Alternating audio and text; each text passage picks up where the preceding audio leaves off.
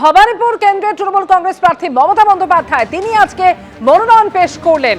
কালীঘাট থেকে মিছিল করে আলিপুরে পৌঁছলেন এবং সেখানে মনোনয়ন পেশ করলেন। আর এই মনোনয়ন পেশকে কেন্দ্র করে আলিপুরে ছিল কড়া নিরাপত্তার বন্দোবস্ত। বিধানসভা ভোটে হাই ভোল্টেজ কেন্দ্র এই ভবানীপুর, যেখানে মমতা বন্দ্যোপাধ্যায় এবং শুভেন্দু অধিকারীর দ্বৈরথ হতে চলেছে।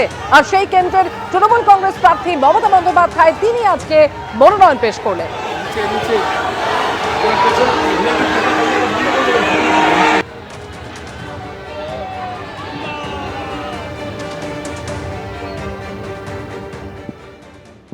ধর্ম, কর্ম, বর্ণ, আন্দোলন সবকিছুই ভবানীপুরকে ঘিরে।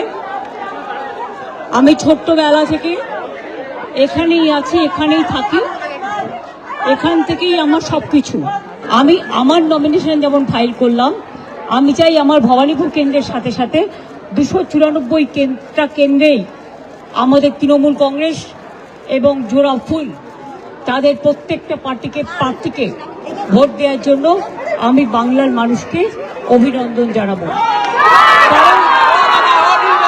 কারণ সরকার আমরাই গড়ব। অন্যদিকে বেহালায় বিজেপি প্রার্থীর মনোনয়নে এসে মমতা বন্দ্যোপাধ্যায়ের নাম না করে হুঙ্কার দিয়েছেন শুভেন্দু অধিকারী। তিনি বলছেন, এত কেন ভয় পাচ্ছেন আমায়? বলছেন তো আমার সঙ্গে 16 জন লোক, ওর দল হারবে, উনি দ্বিতীয়বার হারবেন। নরেন্দ্র মোদী বলে গেছেন সবার হিসেব হবে।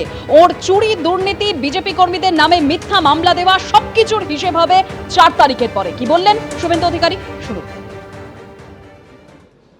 ওনার এত চিন্তা কেন? আমার সঙ্গে তো মাত্র 16টা লোক আছে, মানে ওনার কথা অনুযায়ী 16টা লোককে কেন গুরুত্ব দিচ্ছেন? 250-র উপরে বুথ, আমি তো এজেন্টই দিতে পারবো। ওনার অত চিন্তার কি আছে? ওনার পার্টিও হারবে, উনিও আবার হারবেন, সেকেন্ড টাইম হারবেন। তারপরে নরেন্দ্র মোদীজি বলে গেছেন ব্রিগেডেরা 10 লক্ষ লোকের সামনে, सबका साथ सबका विकास भी होगा, सबका हिसाब भी होगा।